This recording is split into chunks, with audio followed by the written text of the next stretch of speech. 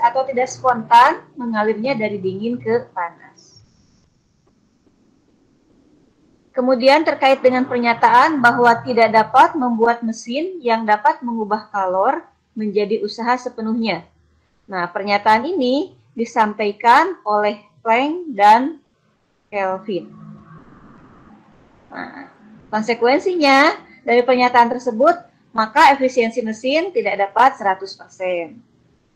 Terus, perlu adanya tandon panas dan tandon dingin. Dalam hal ini, berarti tandon panas sebagai sumber energi, dan nanti perlu dibuang kalornya itu pada suhu yang lebih rendah, yaitu ke tandon dingin. Dalam hal ini, biasanya tandon dingin itu, atau tandon suhu rendah itu adalah atmosfer atau lingkungan sekitar.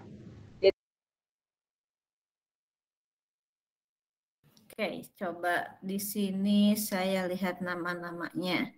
Mulai dari bawah. Tiflani. Halo Tiflani. Halo Ibu. Ya, subpokok materi hari ini yang akan dibahas apa saja?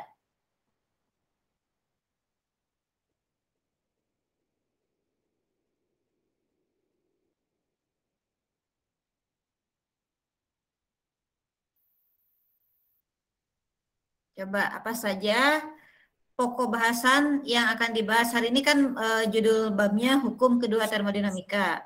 Ya, Bu. Pokok bahasannya apa saja?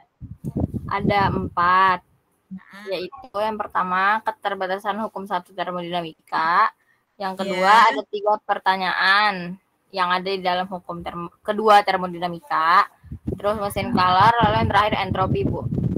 Oke, ya sip, terima kasih ya. Ya, Bu. Oke, berikutnya setelah Tiflani ada Sulis. Halo Sulis. Ya Ibu. Apa alasannya kenapa muncul hukum kedua ini? Kan sebelum hukum kedua pasti ada hukum ke-1 ya, sudah dibahas pada pertemuan sebelumnya. Apa yang melatar belakangi munculnya hukum kedua ini? Karena ada keterbatasan di hukum 1 termodinamikanya, Bu. Keterbatasannya apa saja? Yang pertama itu tidak menyebutkan prosesnya mungkin terjadi atau tidaknya. Terus yang kedua, tidak disebutkan arah prosesnya. Terus yang ketiga, tidak disebutkan sumber panasnya, Bu. Oke, ya sip. Terima kasih Mbak Sulis. Selanjutnya Sefrina. Halo Sefrina. Ya Ibu. Ya, apa kabar Sefrina? Kabar baik Bu. Ya.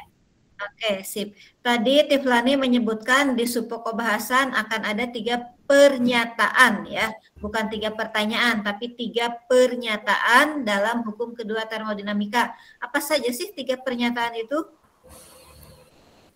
Ketiga pernyataan berikut yaitu Bu, yang pertama, kalor tidak mengalir secara spontan dari dingin ke panas. Yang kedua, tidak ada mesin yang dapat mengubah kalor menjadi usaha secara utuh. Dan yang ketiga, setiap sistem terisolasi cenderung menjadi acak. Oke, sip ya. Terima kasih Mbak Sefrina. Ya, selanjutnya Rifna. Halo Rifna. Halo Ibu. Ya, apa kabar? Alhamdulillah baik Ibu. Oke, sip. Coba boleh dijelaskan kenapa sih kalor itu tidak mengalir spontan dari dingin ke panas? Yang spontannya seperti apa? Coba.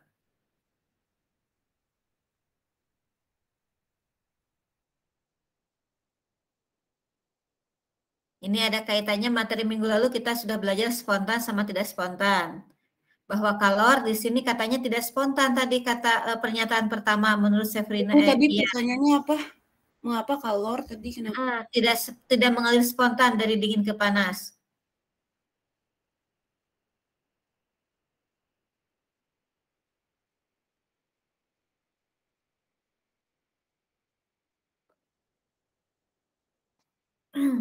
Coba bagaimana?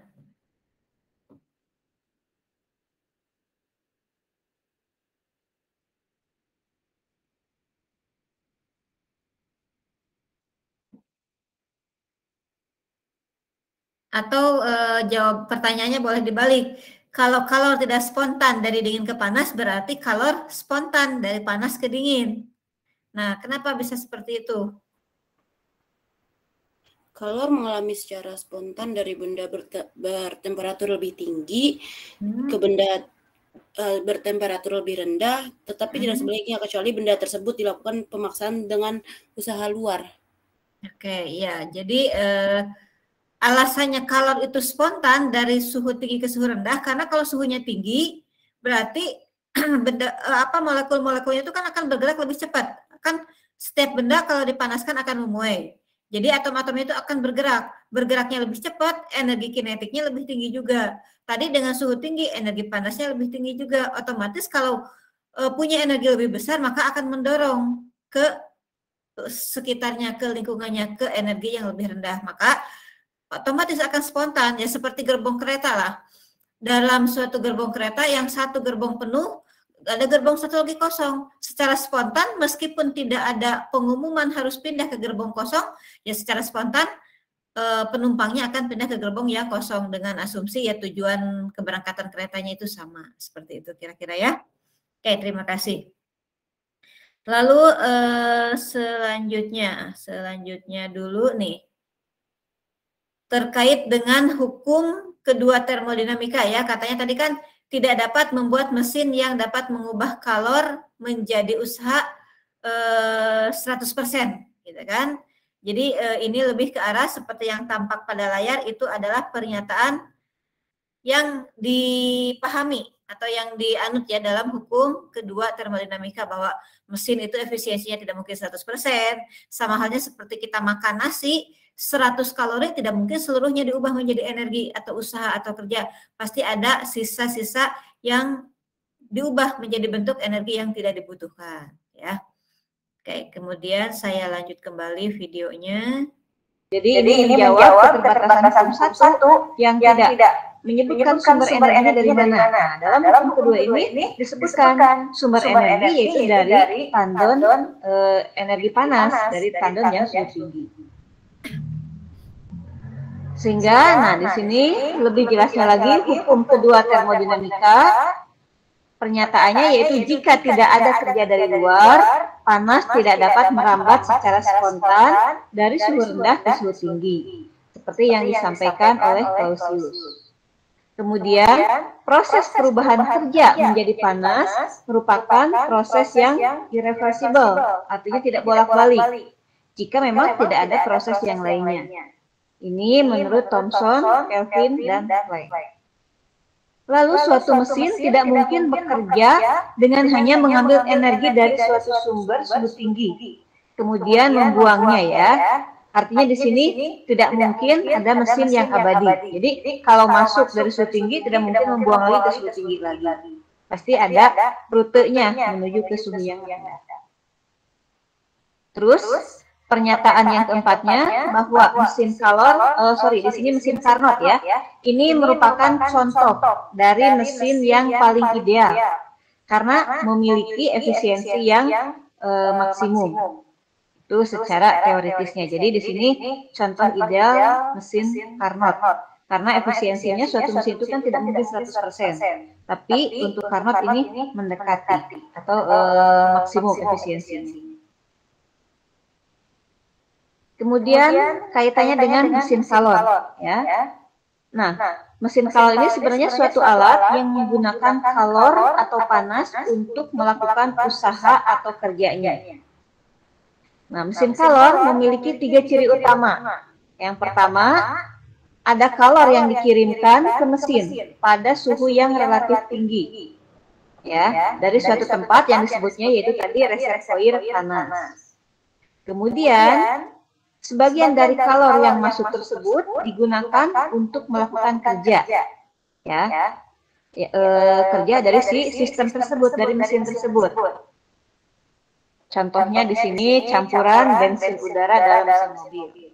Kemudian yang ketiganya, sisa dari kalor input itu akan dibuang pada suhu yang rendah, yang disebut dengan reservoir dingin. Jadi intinya untuk mesin kalor ada 3 ciri utama, harus ada reservoir panas sebagai sumber energi, kemudian ada sistemnya yang melakukan kerja, lalu ada reservoir dingin yang suhunya lebih rendah, tempat kalor itu dilepaskan sisanya. Kemudian, nah dari skemanya untuk ciri mesin color tersebut, cara ilustrasi di sini nih. Oke, tadi sampai Rifna. Sekarang Nabila Anis. Halo Nabila Anis. Halo Ibu. Ya, boleh diceritakan atau menurut bahasa Mbak Anis sendiri pernyataan hukum kedua termodinamika seperti apa?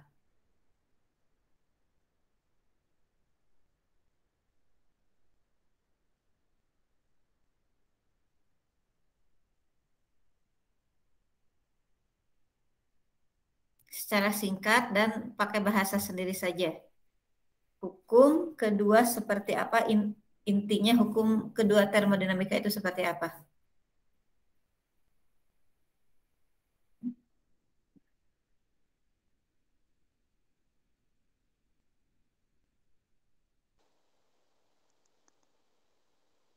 Yang pertama itu dari mesin Carnot, itu dia bisa mengubah kalor daya paling ideal. Terus itu juga sangat efisien. Apa namanya sangat efisien itu maksudnya itu bukannya bisa mengubah semuanya gitu kan ya, tapi itu yang paling efisien. Bener gak Bu? Terus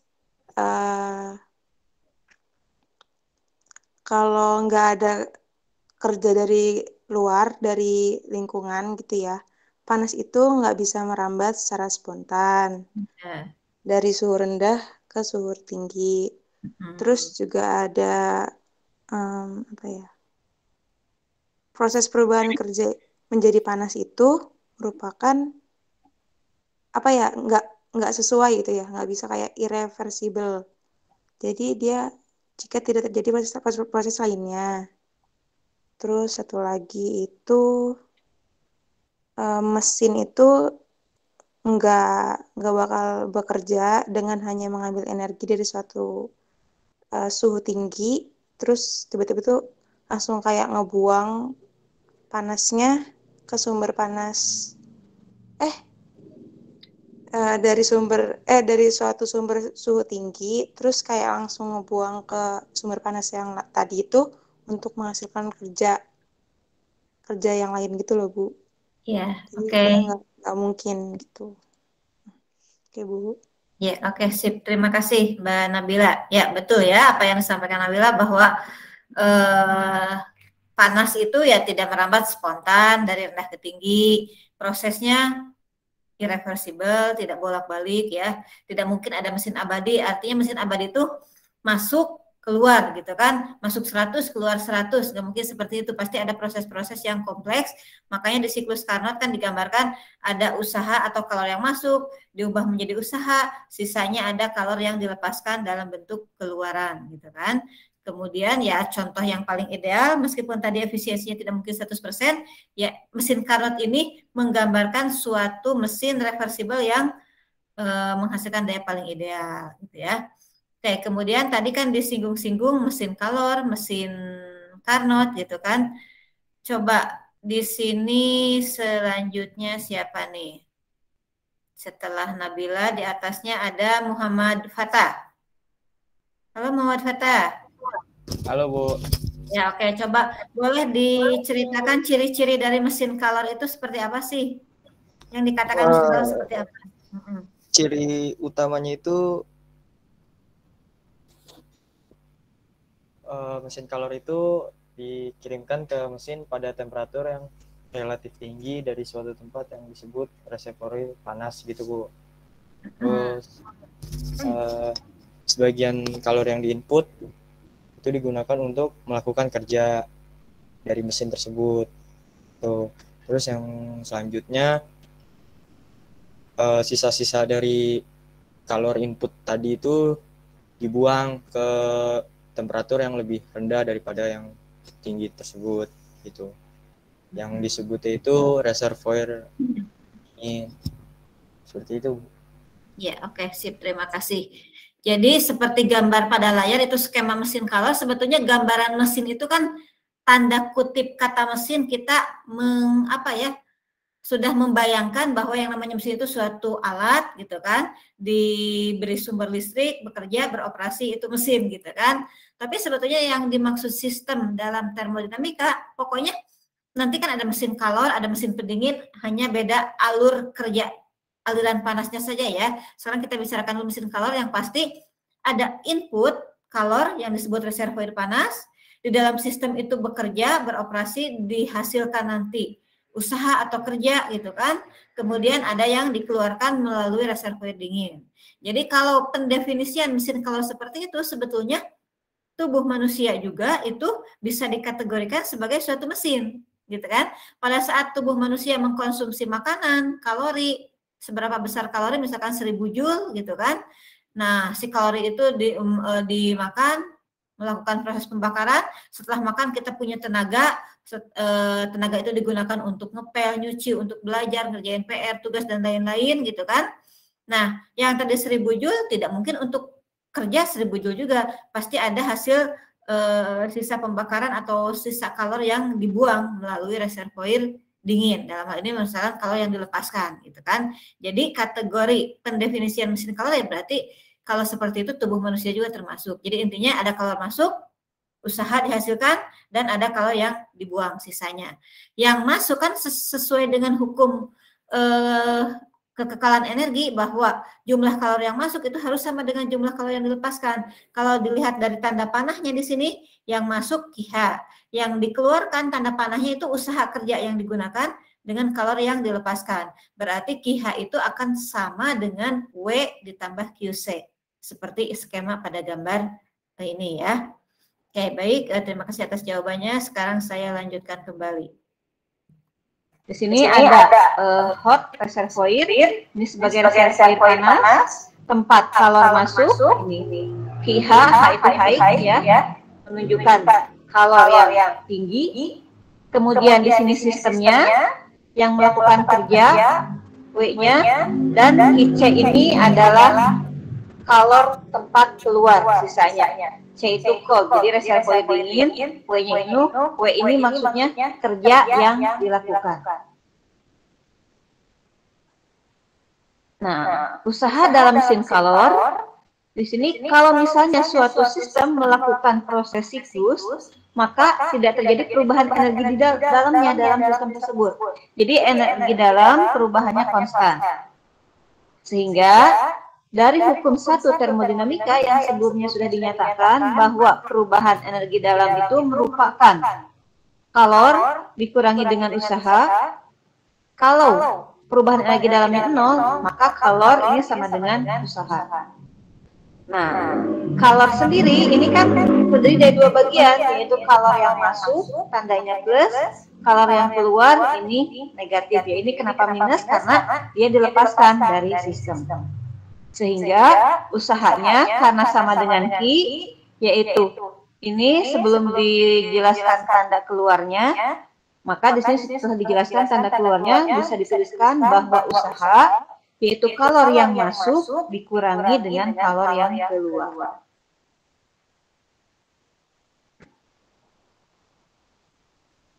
Nah, efisiensinya seberapa besar dari mesin kalor tersebut? Nah, efisiensi ini menyatakan seberapa efektif atau efisien kerja yang dilakukan dibandingkan dengan input yang panas tersebut atau kalor yang masuk. Jadi secara matematis bisa dituliskan kerja itu W-nya dibagi dengan Q high, Q kalor yang masuknya. Nah, dari slide sebelumnya bahwa usaha itu adalah kalor masuk dikurangi dengan kalor yang keluar atau kalor suhu dingin, maka efisiensi bisa dituliskan dari W dibagi QH menjadi, nah W-nya ganti, QH dikurangi QC, ini tetap per QH. Atau QH dibagi QH-nya kan 1, ini QC per QH. Ini hubungan antara efisiensi dengan kalor masuk dan kalor keluar. Atau bisa juga dinyatakan dalam bentuk suhunya. Pada saat kalor masuk atau kalor tinggi, ya suhunya juga suhu tinggi. Dan begitu juga saat kalor rendah, suhunya suhu rendah. Jadi bentuknya kalau misalkan kalor yang diketahui kita gunakan yang ini, Sementara dalam bentuk hubungannya dengan suhu, yaitu seperti ini. Nah, lalu entropi. Apa itu entropi? Nah, entropi ini sebetulnya suatu ukuran dari ketidakteraturan. Nah, kalau secara matematisnya dituliskan sebagai perbandingan dari perubahan kalor terhadap temperatur atau suhunya. Entropi ini simbolnya S ini ya. Nah, di sini kalau perubahan entropinya pada rentang suhu yang cukup lebar ya, maka bisa dinyatakan dalam bentuk integral, Q-nya diganti dengan kapasitas panas dibagi T ini terhadap T. Ini adalah perubahan entropinya. Nah, tadi disebutkan bahwa entropi ini ukuran ketidakteraturan. Nah, ukuran ketidakteraturan seperti apa? Kalau kita perhatikan video berikut ini, nah di sini ada suatu kamar yang kondisinya cukup rapi ya, buku tertata. Sekarang sebaliknya menjadi acak-acakan ya, ada baju tidak pada tempatnya, kemudian bantal berserakan. Artinya dari kondisi dua gambar ini, yang pertama ini entropi awal misalnya, di sini entropi akhir, menunjukkan ada kenaikan ketidakteraturan, dari teratur menjadi tidak teratur, artinya ada kenaikan entropi. Jadi perubahan entropinya positif. Jadi ini perbandingan pernyataan dari entropi. Oke, selanjutnya setelah Muhammad ada Mauludin. Halo Mauludin. Halo Bu. Ya, oke, coba boleh dijelaskan apa yang dimaksud dengan entropi?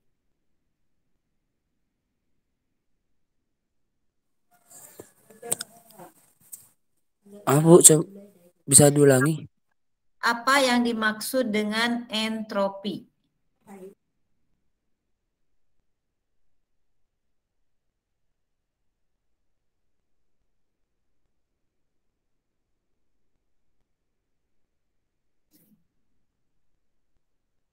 Jelas pertanyaannya?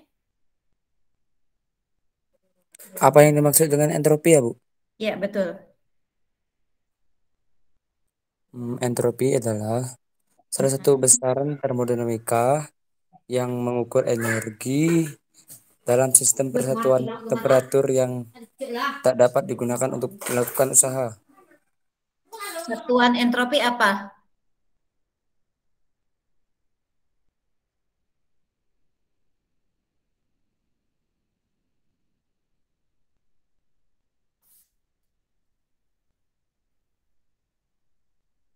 Maaf Bu.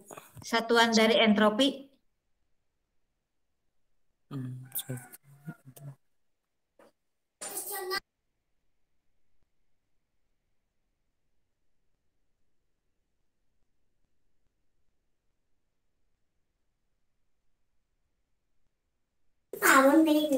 S ya Bu?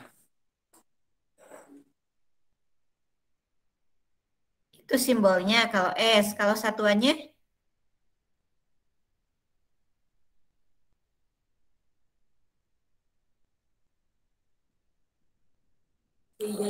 Satuannya J kali K-1. Oke Bu. Apa?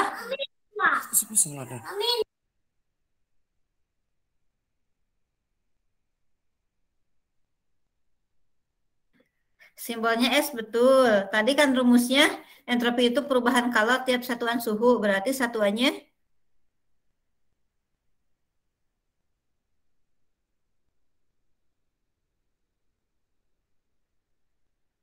Kalor satuannya apa?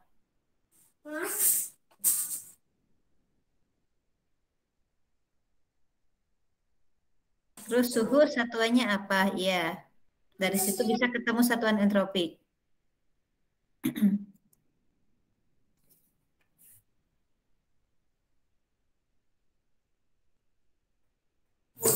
J titik K-1 ya Bu? Kenapa? J titik K-1. Joule per Kelvin. Maksudnya titik K-1 maksudnya Joule per Kelvin ya, atau Joule K pangkat -1 ya, bukan titik. Oke, ya Joule per Kelvin ya, karena kan satuan dari kalor Joule, satuan suhu dari Kelvin. Oke, gitu ya. Oke, terima kasih. Saya lanjutkan ke contoh selanjutnya. Nah, saya lebih memahami, kita perhatikan contoh berikut. Nah, hukum kedua termodinamika menyatakan bahwa, ini review saja, disediakan pilihan jawabannya. Kalau kita perhatikan ya satu persatu, pilih. Nah, oke, sebelum dijawab, coba yang belum berarti Ayu. Halo Ayu. Halo Bu. Ya, coba ini jawabannya yang mana? Hukum kedua termodinamika menyatakan bahwa Jawabannya yang A. Alasannya? Alasannya karena hukum kedua termodinamika itu menyatakan bahwa setiap proses itu akan meningkat. Jadi pada suatu bentuk energi itu bisa diubah menjadi bentuk lain. Jadi nggak ada energi yang dilepas dalam bentuk entropi. Ya, oke, terima kasih. Coba kita lihat penjelasannya ya. Nah, apakah suatu bentuk energi ini tidak dapat sepenuhnya diubah menjadi bentuk energi yang lain? Ini benar ya, tidak sepenuhnya, karena pasti ada bentuk energi yang dibuangnya. Yang A sepertinya benar. Kita cek dulu yang B. Suatu bentuk energi dapat sepenuhnya diubah menjadi bentuk yang lain. Nah, ini kurang tepat terkait dengan hukum kedua termodinamika ini. Lalu yang C, energi dapat diciptakan dan dapat dimusnahkan. Nah, ini tidak tepat ya. Sudah jelas dalam hukum satu termodinamika bahwa energi ini kekal ya, hanya bisa dikonversi menjadi bentuk yang lain. Kalau yang D, energi tidak dapat diciptakan ataupun dimusnahkan. Nah, kalau pernyataannya benar, tetapi tidak sesuai dengan hukum kedua, melainkan ini lebih cocoknya sesuai dengan hukum ke-1 termodinamika. Jadi jawabannya sebetulnya yang A ya.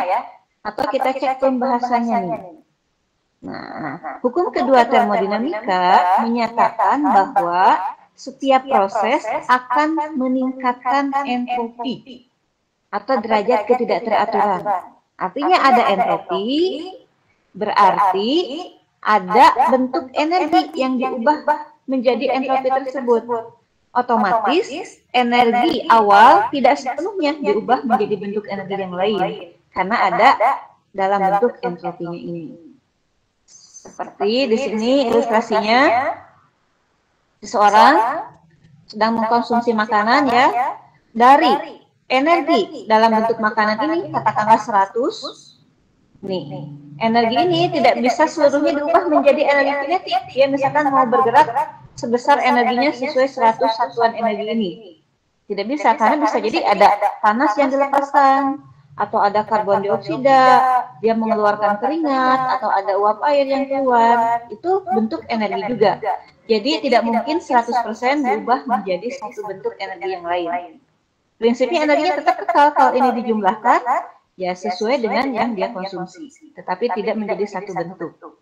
Sehingga jelas jawabannya yaitu pilihan yang A.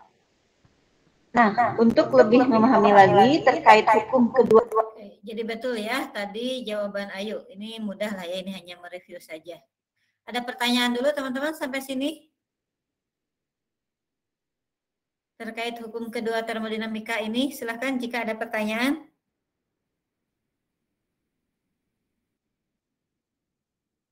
Jelas? Insya Allah jelas, Bu. Jelas, Bu. Ya. Kalau jelas, sekarang kita lanjut latihan Dua termodinamika ini, kita latihan lagi contoh keduanya. Oh, masih ada contoh dua. Nah, dalam contoh kedua ini, terdapat suatu pembangkit listrik tenaga nuklir yang beroperasi pada reservoir suhu tinggi. Nah, ingat, ini suhu tinggi dan reservoir suhu rendah. Berapakah laju aliran panas dari reservoir suhu tinggi sehingga menghasilkan daya sebesar 1000 megawatt. Oke, silahkan dicoba dulu. Di sini informasi yang diketahuinya ya, suhu tinggi ada, suhu rendah ada, daya ada. Yang dicari laju aliran panas ya, berarti laju aliran panas itu kalor yang mengalirnya. Kalor yang mengalir tiap waktu ya. Laju namanya laju kan? Oke. Silahkan, siapa yang mau mencoba? Untuk suhu itu harus diubah dulu menjadi Kelvin. Silahkan, ada yang mau nyoba dulu? Tapi ini sebetulnya ada jawabannya ya. Kita lihat saja langsung ke pembahasannya. Nanti nyobanya pas latihan soal saja. Nah, kita langsung ya. Tuliskan informasi yang diketahuinya. Yang pertama ada suhu tinggi, TH ya. Karena ini masih dalam satuan derajat Celcius, kita ubah menjadi Kelvin. Demikian pula untuk suhu rendahnya. 25 derajat Celcius diubah juga menjadi Kelvin. Lalu informasi yang lainnya, di sini ada daya sebesar 1000 megawatt. Mega itu 10 pangkat 6 ya, ini kita ubah menjadi satuan SI-nya. Lalu yang dicari adalah laju aliran panas dari reservoir suhu tinggi. Berarti kalau laju itu artinya panas tiap satuan waktu. Yaitu yang dicari berarti KH. Kenapa KH? Karena ini kalor atau panas dari reservoir suhu tinggi. Yang mengalir tiap waktunya ini berapa. Nah, untuk mencari informasi ini, kita langsung jawab dengan menggunakan rumus dasar efisiensi. Karena suhu yang diketahui, maka kita gunakan yang ini. Selanjutnya, tuliskan dulu angka-angka yang sudah diketahuinya. Yaitu TH-nya ada, TC-nya ada, tinggal kita hitung, maka diperoleh efisiensinya 63%. Ini baru efisiensi. Kemudian, rumus efisiensi yang lain bisa dinyatakan dalam bentuk perbandingan usaha atau kerja terhadap kalor yang masuknya.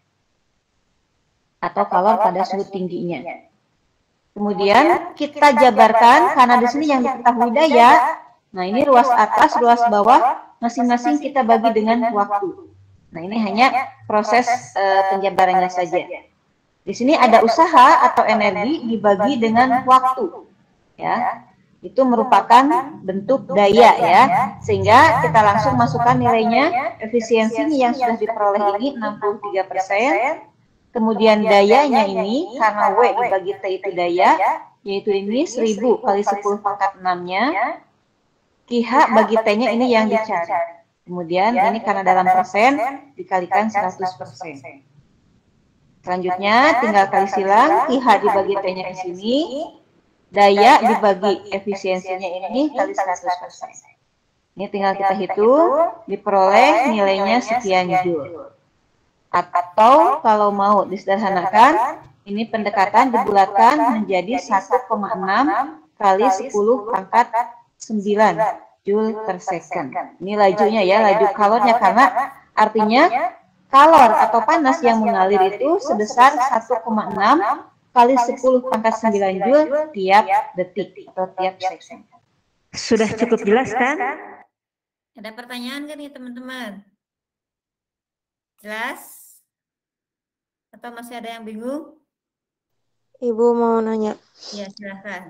Jadi laju aliran panas itu dia per waktu, Bu, per T, Bu. KH per T. Yang dicari laju itu kan pasti fungsi waktu seperti kelajuan, berarti jarak tiap waktu, itu laju jarak ya. Kalau di sini laju panas, ya berarti panas tiap waktu. Gitu. Kalau dicarinya panas atau kalor saja, ya sudah KH-nya saja. Misalkan panas dari suhu tinggi, ya udah KH. Tapi karena ada kata-kata laju, ya berarti KH dibagi T. Gitu. Itu untuk menunjukkan seberapa banyak panas yang mengalir tiap waktunya. Begitu. Gas? Makasih, Bu. Ada lagi yang mau bertanya?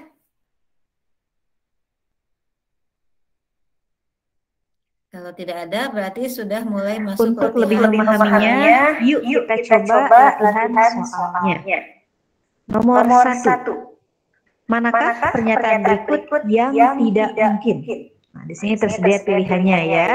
Silahkan di Oke, coba tadi sampai Ayu, berarti kembali ke bawah lagi. Halo Tiflani. Halo Ibu. Ya, coba nomor 1 kira-kira jawabannya apa? Menurut saya D, Bu. D, alasannya apa? Karena kan membangun kan suatu hal yang besar gitu, Bu. Dengan efisiensi 20% itu nggak mungkin menurut saya. Jadi nggak mungkin. Kalau yang A, B, C itu mungkin ya? Bingung juga sebenarnya, Bu. Oke, coba kita lihat satu persatu ya. Mendinginkan ruang dapur dengan cara membuka pintu lemari es. Nah, coba teman-teman di rumah buka pintu lemari es yang ada di dapur. Kebanyakan memang kan lemari es disimpan di dapur ya. Misalkan lagi panas siang hari, ruangan dapurnya. Teman-teman buka pintu lemari es, suhu dapur jadi dingin nggak? Enggak, Bu. Kulkasnya jadi rusak saya, Bu. Tidak, Bu. Enggak, Bu, apalagi Bekasi, Bu. Enggak, Bu. Barang-barang yang ada di dalam jadi itu ya, jadi cair. panas. Jadi panas gitu kan. Nah, itu sesuatu yang tidak mungkin. Artinya kan tadi, kalau dari kulkas ke dapur kan lebih panas dapur. Artinya itu mengalir dari suhu rendah ke dingin. Padahal tadi di hukum 2 disampaikan, kalau tidak spontan mengalir dari rendah ke dingin. Yang spontan itu justru dari suhu tinggi ke suhu rendah. Justru kulkasnya jadi hangat gitu kan. Logikanya gitu kan. Itu yang A ya. Kemungkinan salah. Tapi lihat yang B. Membangun pembangkit listrik tenaga air yang dapat beroperasi dengan efisiensi 90%. Ya ini mungkin kan tadi rata-rata suatu sistem atau mesin itu tidak mencapai 100%. Kalau 90 ya masih mungkin kan. Yang penting jangan 120%. Nah kalau 120% itu justru nggak mungkin. Kalau 90 ya masih mungkin. Artinya efektif, efisiennya bagus gitu. Kalau misalkan punya motor diisi bahan bakar, nah bahan bakar itu kepakai buat tenaga bergeraknya itu sebesar 90%. 10%-nya mungkin dibuang menjadi asap, menjadi bunyi. Nah, gitu ya. Artinya yang B mungkin. Yang C, memanaskan ruang dapur dengan cara membiarkan pintu oven terbuka. Nah, sekarang lagi musim menjelang lebaran, ibu-ibu bikin kue gitu kan. Nah, biasanya akan lebih tambah gerah kalau di dapurnya masak kue, apalagi pintu pemanggangnya dibuka. Jadi panas dari pemanggang akan mengalir ke dapur yang suhunya lebih rendah. Itu benar ya? Iya, Bu, Logis, ya? itu akurat. Itu real, fakta seperti itu. Apalagi bikin kuenya banyak orderan buat open order gitu kan, PO. Wah, tambah banyak, tambah gerah. Apalagi ada teman-teman yang bantuin, tambah keringetan lagi gitu kan, seperti itu. Lalu yang D tadi katanya membangun mesin bahan bakar yang dapat beroperasi dengan efisiensi 20%. Nah, 20% itu masih di bawah 100%. Artinya mungkin saja, cuman memang kalau efisiensinya 20%, artinya itu mesinnya jelek, gitu kan? Kita menggunakan bahan bakar 100%, yang kepake untuk usaha hanya 20%. Sisanya 80%-nya itu dibuang. Berarti itu sesuatu yang tidak bagus. Maka jawaban yang benar berarti yang A. Ya, lebih tepatnya yang A ya.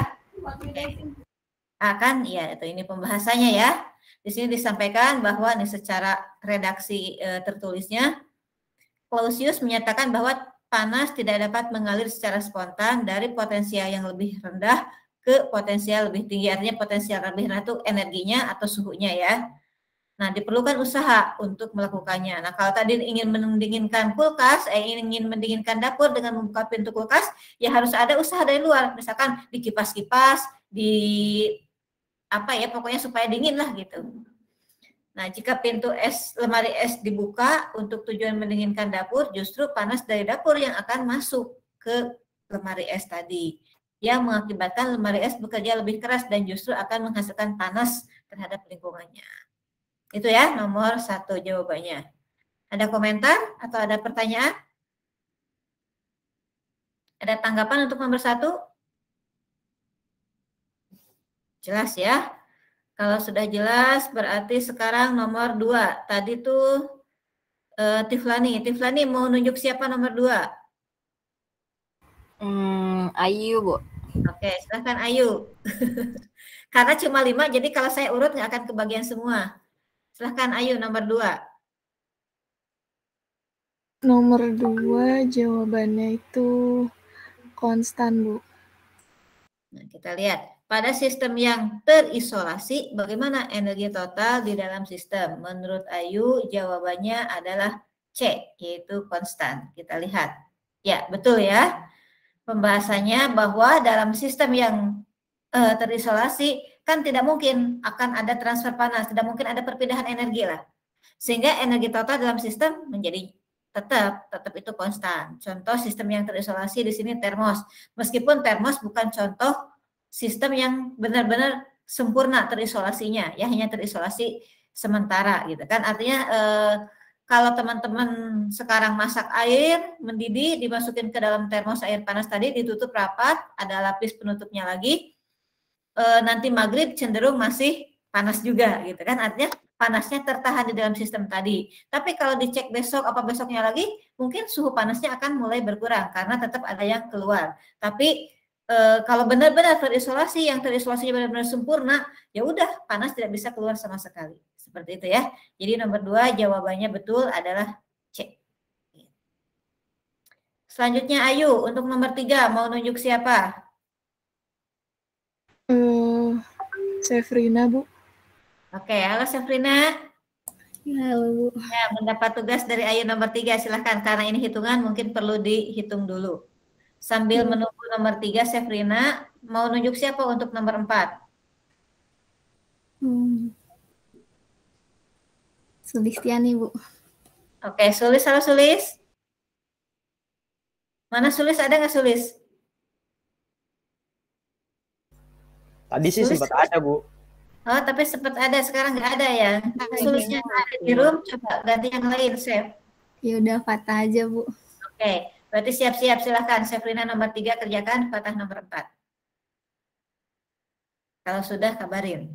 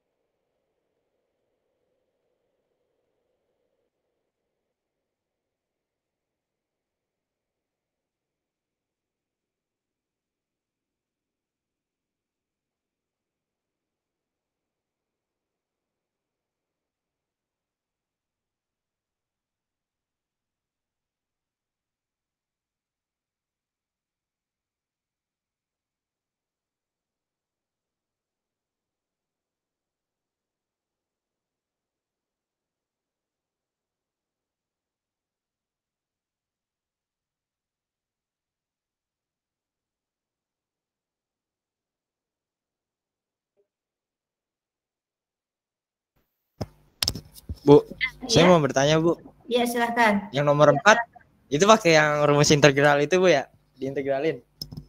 Mencari entropi ya. Tadi kan sesuai di teorinya ya. Siap. Iya, Bu.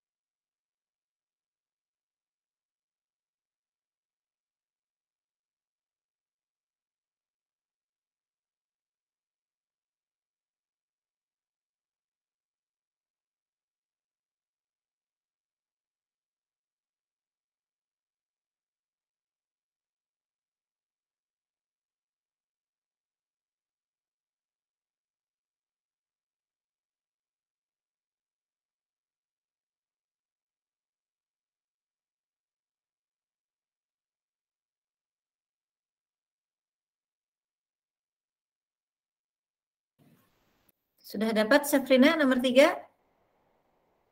Sudah Bu, tunggu sebentar. Sudah Bu, bentar Bu, dia dikirim di grup.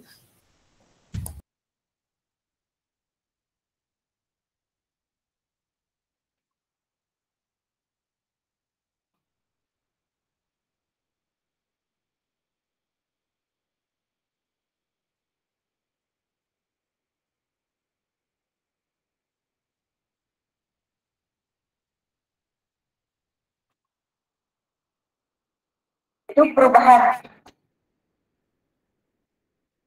Oke, sudah dikirim? Belum?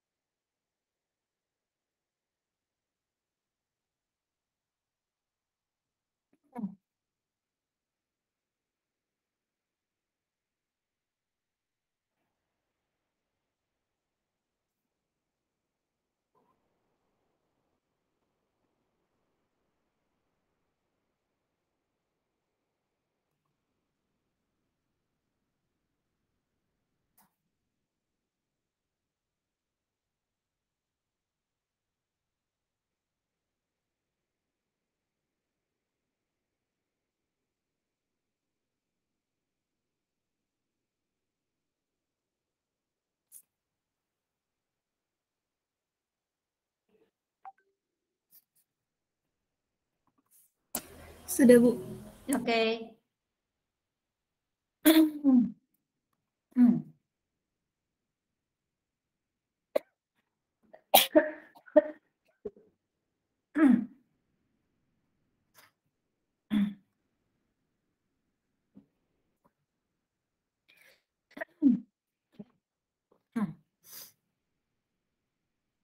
Udah kelihatan?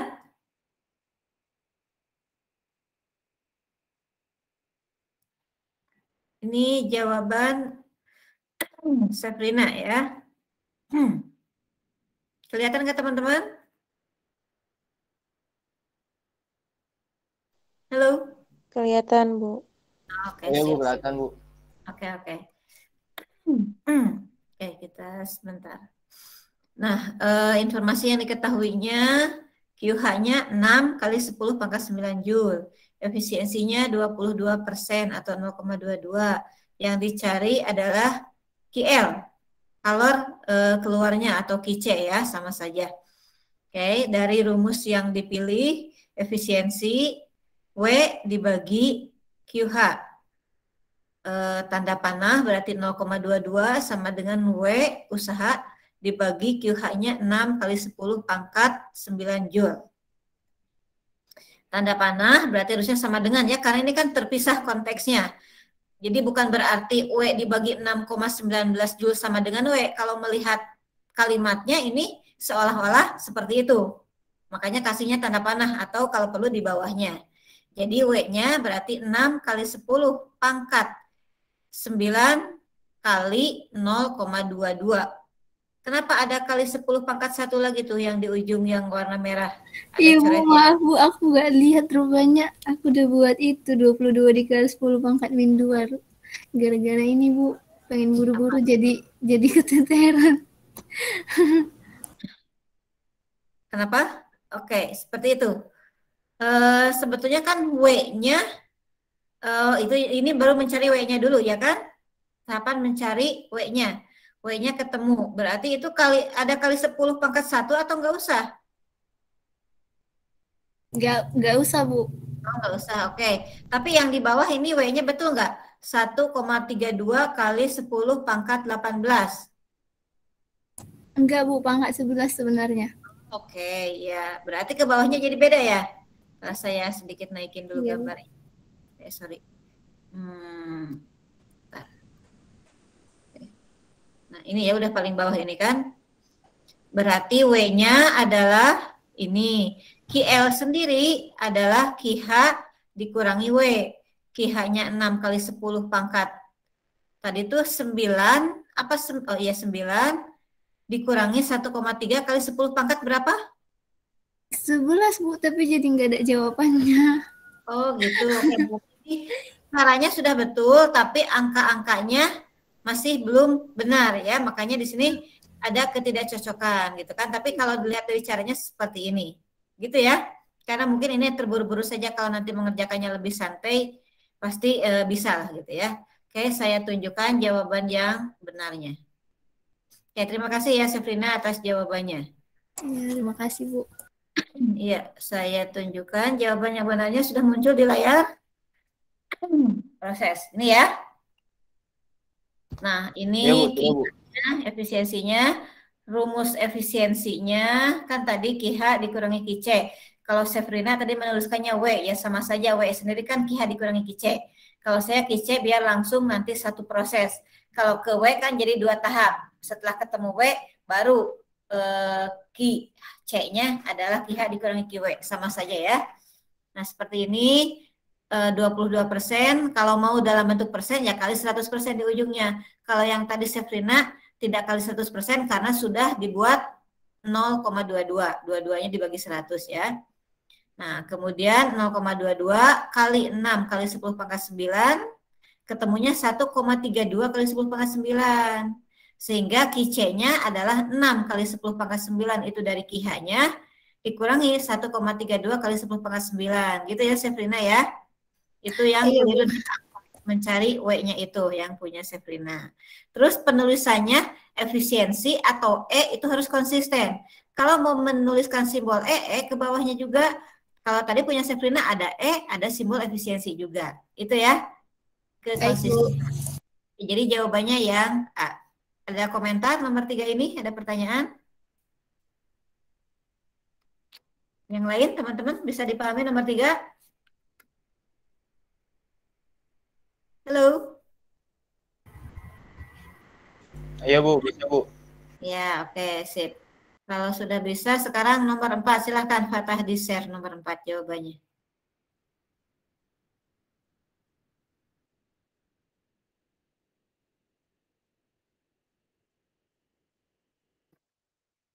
Sebentar ya Bu, lagi setup. Oke.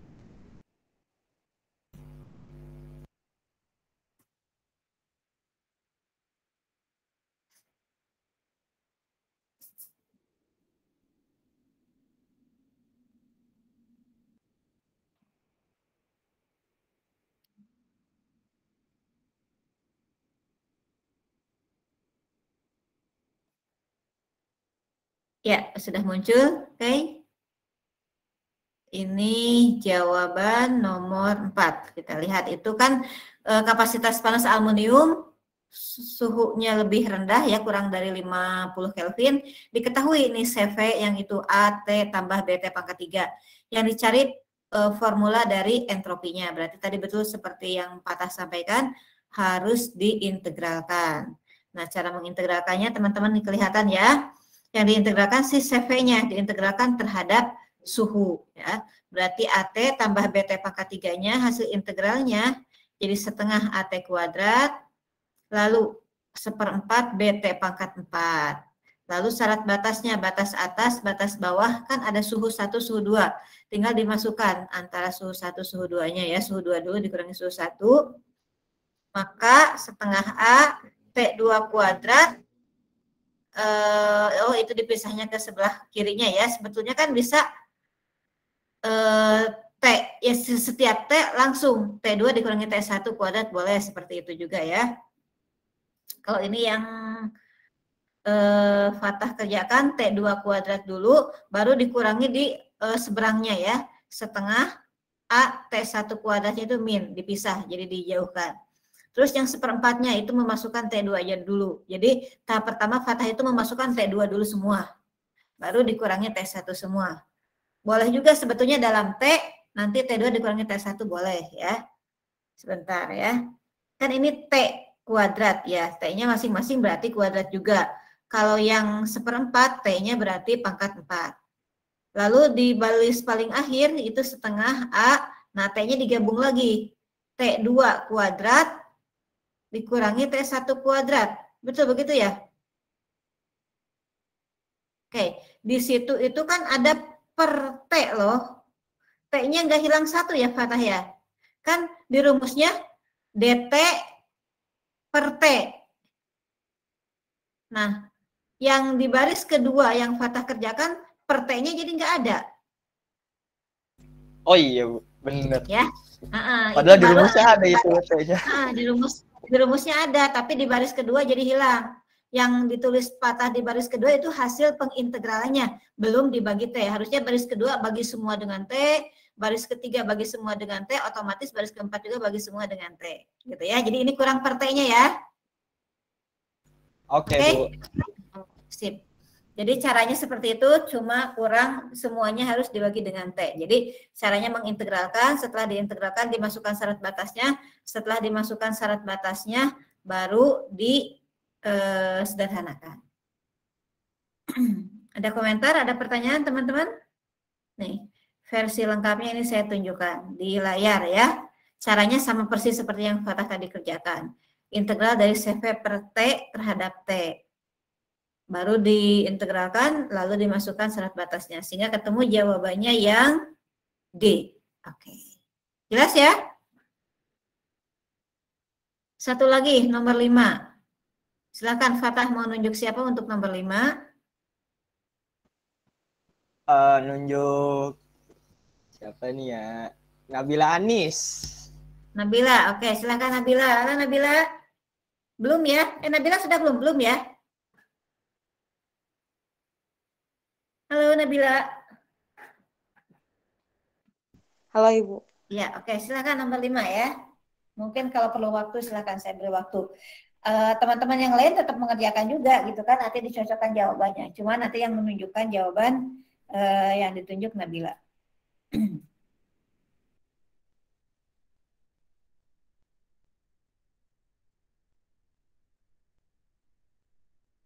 Itu yang nomor 5 tuh langsung dimasukin aja ke situ atau ngikutin entropinya, Bu? Iya, entropinya dulu. Di situ kan yang diketahui untuk nomor 5 di maaf. Malah ketunjukin ininya ya. Sebentar, Mbak. Di soalnya itu kan yang diketahui masih CP. Ini yang saya blok tuh, kelihatan kan? Setelah CP itu diketahui, cari entropi dengan cara seperti yang Fatah kerjakan barusan. Nomor 4. Nah, setelah ketemu rumus entropinya, baru angka-angkanya dimasukkan. Jadi ini dua langkah lah. Pertama, kerjakan dulu seperti yang Fatah kerjakan. Setelah itu dimasukkan angka-angkanya. Karena yang diketahuinya sama CV, yang diketahui perubahan entropi. Dan ada angka-angkanya. Kalau yang Fatah tadi kan nomor 4, mencari persamaannya, mencari formulanya. Kalau yang sekarang mencari nilainya. Jadi nanti setelah ketemu rumus entropi yang seperti Fatah tadi, baru dimasukkan angkanya. Dan T-nya ada T1 batas bawah, T2 ini batas atasnya. Jangan lupa diubah ke Kelvin, karena satuan semua suhu ini dalam Kelvin. Begitu ya Mbak Nabila? Jelas? Iya Bu, jelas Bu. Ibu boleh lihat itu nggak ya Bu ya? Jawaban Ibu yang nomor 4. Oh, nomor 4, silahkan. Sebentar. Berarti diintegralin lagi Bu ya? Iya, caranya mengerjakan seperti tahap yang Fatah kerjakan. Hanya beda kan nilai CV yang diketahuinya beda. Pasti nilai delta S-nya beda. Batas setelah ketemu rumus delta S seperti yang Fatah kerjakan, tapi yang tadi dengan konteks soal nomor 5 ya, baru nanti angka-angkanya dimasukkan.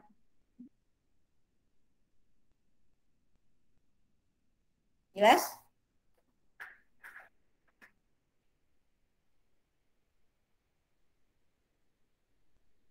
Silahkan dicoba dulu ya.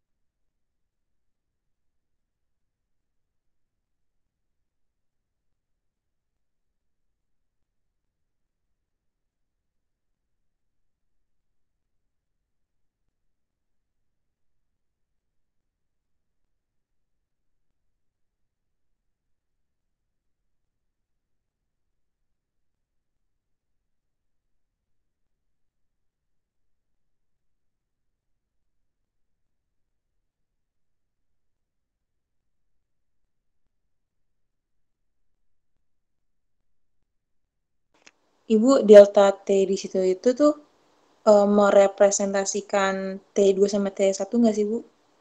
Delta T yang di mana? Yang di persamaan entropi. Yang di persamaan entropi. Yang di layar ini bukan, yang di jawaban nomor 4. Iya, Bu. Delta T. Mana ya delta T? Delta T. DT bukan? Iya, DT. DT kan delta T ya? Nah, kalau DT yang di sini itu apa ya? Satu kesatuan dengan fungsi pengintegralan. Maksudnya itu kan perubahan entropi kan delta S sama dengan integral CV per T DT. Itu maksudnya si fungsi tersebut diintegralkan terhadap temperatur gitu. Kayak gini, kayak misalkan integral X dx. Nah, dx itu maksudnya si X itu diintegralkan terhadap X gitu. Jadi satu kesatuan. Gitu ya.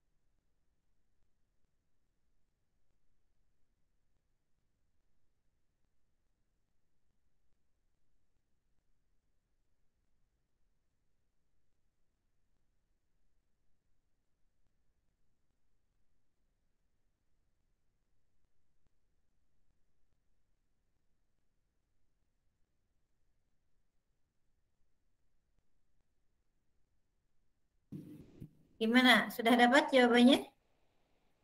Ibu, saya nggak bisa ngeintegralinnya, soalnya kayak apa namanya, kayak cuman apa namanya, bukan angka, Bu, saya belum masukin angka. Oh, tapi sampai mengintegralkan sudah?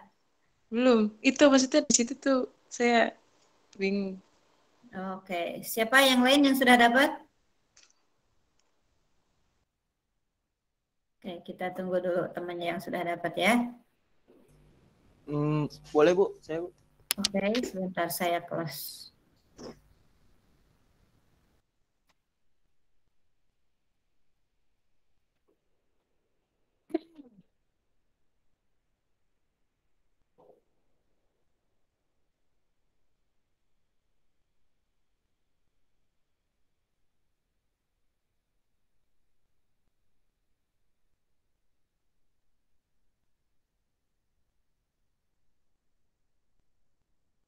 Oke, silahkan di-share boleh. Iya, Bu.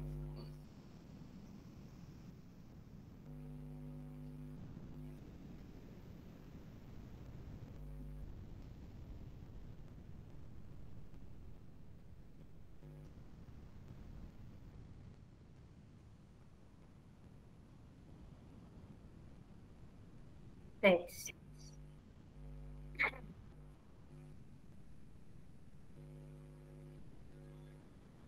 Oke, sebentar. Itu CV-nya dengan berbagai parameter yang diketahuinya, ada A-nya, B-nya, C-nya, suhunya ya. Delta S-nya kan A tambah BT min C per T kuadrat, lalu dibagi dua lagi, lalu diintegralkan. Oke, tahap yang pertama di sini A per T. Oh, ini masih belum diintegralkan, ini masih menyederhanakan dulu.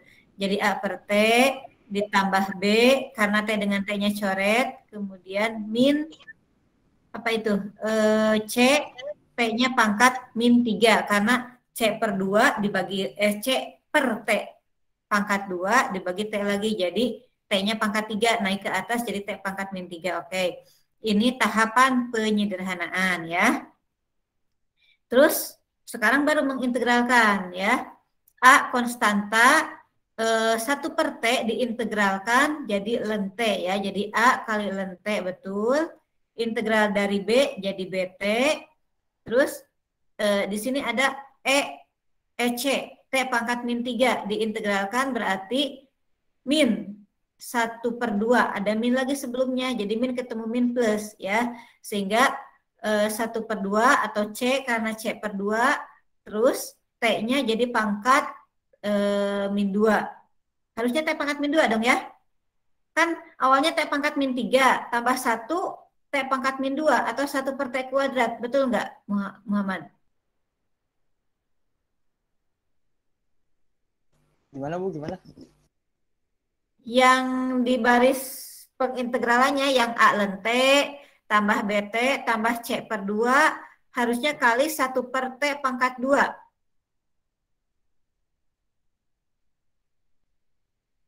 Ya, yang tampak pada layar rumus baris kedua ya, harusnya T pangkat 2. Nah, punya Muhammad bawahnya sudah benar T pangkat 2, tapi di sini 1 per T kurang pangkat 2-nya ya. Iya Bu, kurang. Ada yang kurang. Tahu posisi salahnya ya? Iya Bu, tahu. Oke, sip. Baru yang di bawahnya Muhammad memasukkan syarat batasnya.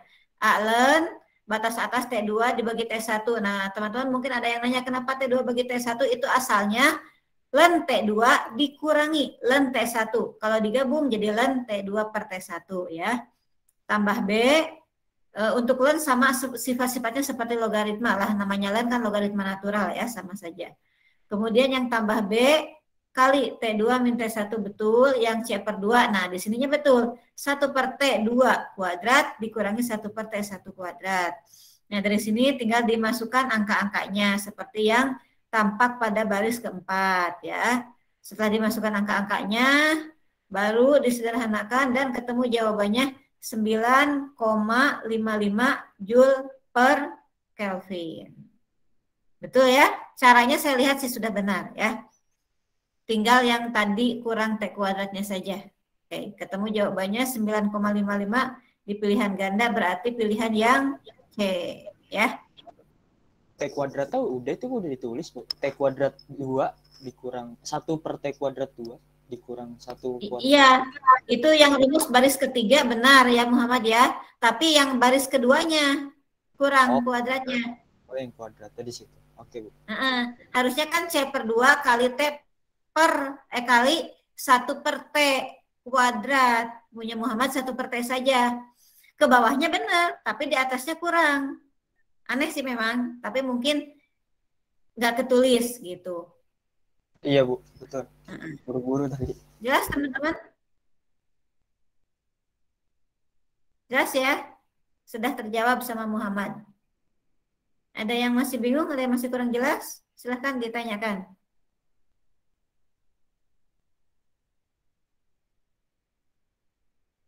Ini teman-teman sebetulnya buka kamera atau tidak ya? Kalau saya muncul nggak sih wajahnya di layar teman-teman? Muncul Bu. Kalau saya nggak buka kamera Bu, masih nge-lag di sini Bu. Koneksi. Mohon maaf banget ya Bu. Oke. Silakan. 5 soal sudah terjawab semuanya. 5 jam bersama saya, gimana? Kuota teman-teman kesedot banyak hari ini sepertinya ya. Kita harus segera menyudahi. Sekarang 14.40, jika masih ada pertanyaan silahkan ditanyakan. Yang tidak hadir siapa? Hadir semua ya? Alhamdulillah, Bu. Oke, sip. Mangga, yang mau bertanya, ada pertanyaan enggak? Untuk termodinamika karena sudah terjawab berarti tidak ada PR ya. Untuk tugasnya nanti sajalah setelah lebaran menyusul ya. Berarti Bu, kisi-kisi UTS dari awal sampai ke 7 Bu sampai ya? bab 7 aja ya. Karena kalau termodinamika kelasnya saya gabung sama Bu Dandan ya. Kan kelas A Bu Dandan yang ngajar, kelas B saya. Jadi nanti soalnya digabung dengan yang Bu Dandan bikin. Nanti kisi-kisinya saya sampaikan kalau saya sudah dapat juga soal dari Bu Dandan. Gitu ya. Kalau gelombang? Kalau gelombang yang ngajar sama saya dengan Pak Ahmad. Kalau gelombang. Gelombang yang ngajar kelas A Pak Ahmad, yang kelas B saya. Jadi nanti dicampur juga sama Pak Ahmad bikin soalnya. Kisi-kisinya sesuai materi sampai terakhir yang tadi disampaikan. Kisi-kisi lebih lengkapnya ya nanti setelah saya membuat soalnya, dan dosen yang bersangkutan yang menjadi rekan paralel saya juga sudah buat soal, nanti digabung. Gitu ya. Ada lagi? Sudah cukup jelas? Sudah Bu, sudah cukup jelas. Ya sudah, jika sudah cukup jelas, alhamdulillah ya. Terima kasih buat teman-teman atas kesungguhan belajarnya. Mudah-mudahan ya jadi berkah, jadi proses pembelajaran yang menjadikan teman-teman lebih mantap dalam menguasai ilmu baik gelombang ataupun termodinamika ya. Saya mohon maaf lahir batin selama ya saya kenal dengan teman-teman. Selama ini mungkin ada beberapa hal-hal yang kurang berkenan di hati teman-teman. Mohon dimaafkan. Selamat ya berlibur beberapa hari lagi. Yang mudik, hati-hati mudiknya, jangan lupa kembali lagi. Tapi nggak kembali juga, masih semester ini di kampung tidak apa-apa, yang penting tetap bisa daring terkoneksi dengan jaringan internet ya. Sampai ketemu lagi nanti pas kapan? Pas UAS ya, pas UAS paling cuma bagi soal saja gitu kan. Pas ya setelah UAS, UTS maksudnya ya, kok saya belibet UTS, nanti materi setelah UTS di bulan depan. Oke, saya tutup. Saya mohon maaf. Terima kasih. Assalamualaikum warahmatullahi wabarakatuh. Waalaikumsalam warahmatullahi wabarakatuh. Waalaikumsalam. Terima kasih banyak, Bu. Terima kasih.